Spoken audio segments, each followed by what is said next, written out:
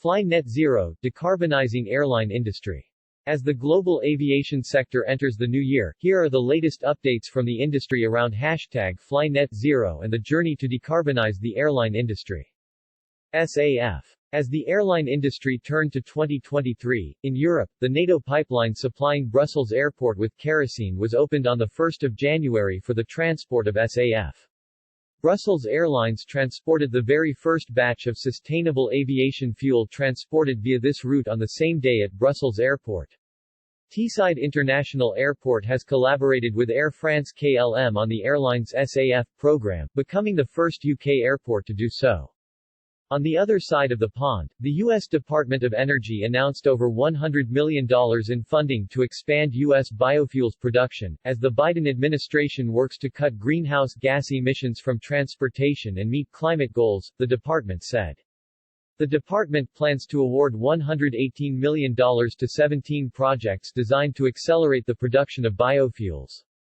In the state of Illinois, state lawmakers have approved legislation to create a $1.50 per USG SAF tax credit that airlines can use to satisfy all or part of their state-use tax liabilities. The legislation will create a tax credit for every gallon of SAF sold to or used by an air carrier in Illinois.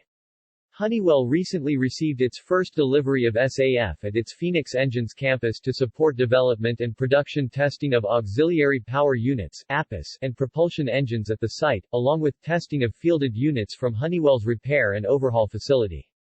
In the Middle East, Masdar, ADNOC, BP, Tadweer, Abu Dhabi Waste Management Company, and Etihad Airways announced an agreement to conduct a joint feasibility study on production of SAF and other products in the UAE, such as renewable diesel and naphtha, using municipal solid waste (MSW) and renewable hydrogen. Meanwhile, Emirates successfully completed the ground engine testing for one of its GE90 engines on a Boeing 777-300ER using 100% SAF. Newly established Saudi Arabian lessor Avi Lease has reached a provisional agreement with the Saudi Investment Recycling Company (SIRC) for production and distribution of sustainable fuel in the country. In Asia, Asiana Airlines announced entering an agreement with Shell to secure SAF from 2026. Japan's two leading air carriers, All Nippon Airways and Japan Airlines, have agreed to source SAF from U.S. producer Raven in deals involving Tokyo-based trading house Itochu. The airlines will buy SAF that Raven aims to produce commercially as early as 2025, using it on international flights. Emissions. Following a $175 million agreement with aviation partners Boeing, 8PB, Ryanair installed split-scimitar winglets to the first of over 400 of its Boeing 737-800 next-generation aircraft. This modification will improve aircraft fuel efficiency by up to 1.5%, reducing Ryanair's annual fuel consumption by 65 million liters and carbon emissions by 165,000 tons. Finnish airport company Finavia has published its new sustainability targets that include reducing carbon emissions to nearly zero. Wizz Air reported that its average carbon emissions for 2022 amounted to 55.2 grams per passenger per kilometer, 15.4% lower than in 2021. This represents its lowest ever annual carbon intensity result recorded in one calendar year. Electric and hydrogen propulsion. Sweden has pledged to invest at least SKR 15M $1.4 million each year into research and innovation activities to support the rapid adoption of electric aircraft in the country. In addition, the Swedish government has commissioned an analysis on whether it is feasible to mandate the use of electric-powered aircraft on public service obligation (PSAO) routes.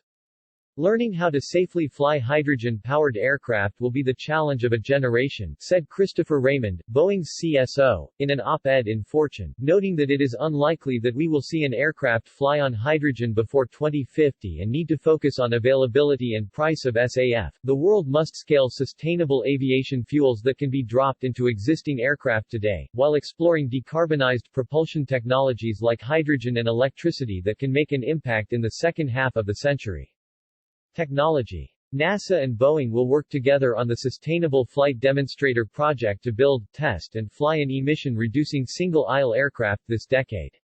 NASA has signed a funded Space Act agreement with Boeing under which it is to provide $425 million in funding through milestone payments while Boeing and its industry partners contribute $725 million. A year-long flight test campaign is planned to begin at NASA Armstrong Flight Research Center, California, in 2028.